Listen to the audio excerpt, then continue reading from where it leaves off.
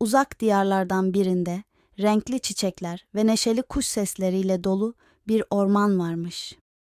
Bu ormanda yaşayan hayvanlar arasında en meraklısı ve keşiflere açık olanı Prens Melody adında bir sincaptı. Prens Melody, ormanın sınırlarını aşmak ve bilinmeyen yerleri keşfetmek istiyordu. Bir gün Prens Melody ormanın derinliklerine doğru yola çıktı. Yürüdükçe karşısına çıkan ilginç bitkileri ve büyülü hayvanları keşfetti. Ancak ormanın derinliklerine vardığında bir gizemli kapıyla karşılaştı. Kapı renkli ışıklarla parlıyordu ve üzerinde hayal kapısı yazıyordu.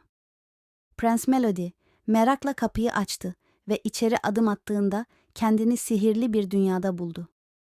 Bu dünya hayallerin ve umutların yaşadığı bir yerdi. Prens Melody bu sihirli dünyada bir grup konuşan çiçek, dans eden kelebekler ve şarkı söyleyen kuşlarla tanıştı. Hayal dünyasında geçirdiği zaman boyunca Prens Melody hayallerin ne kadar güçlü ve ilham verici olduğunu öğrendi.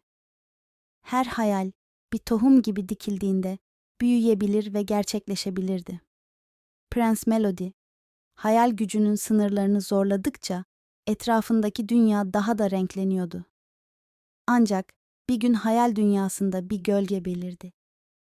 Gölgeler, kötü niyetli bir varlık olan Grizindan tarafından yaratılmıştı. Grizindan, hayalleri yok etmek ve umutları zayıflatmak istiyordu. Prens Melody, hayal dünyasını kurtarmak için diğer hayal kahramanlarıyla bir araya geldi. Birlikte hayal kahramanları Grizindan'ın kötü niyetli planlarına karşı durdular. Prens Melody, kendi gücünü ve hayal gücünü kullanarak Grizindan'ın gölgelerini dağıttı. Hayal dünyası tekrar neşe, umut ve renk dolu bir yer haline geldi.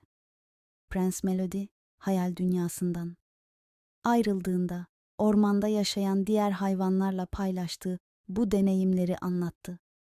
Her hayvan kendi hayal gücünü keşfetmeye ve hayallerini gerçekleştirmeye karar verdi. Orman hayaller ve umutlarla dolup taştı. Ve o günden sonra Prens Melody ve diğer hayvanlar hayal gücünün gücünü kutladılar. Her yeni gün bir başka maceranın başladığı ve hayallerin gerçekleştiği bir gün oldu.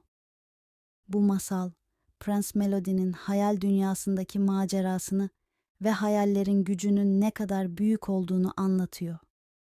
İçsel gücümüzü keşfetmek ve hayallerimize inanmak bize muazzam bir güç ve mutluluk getirebilir.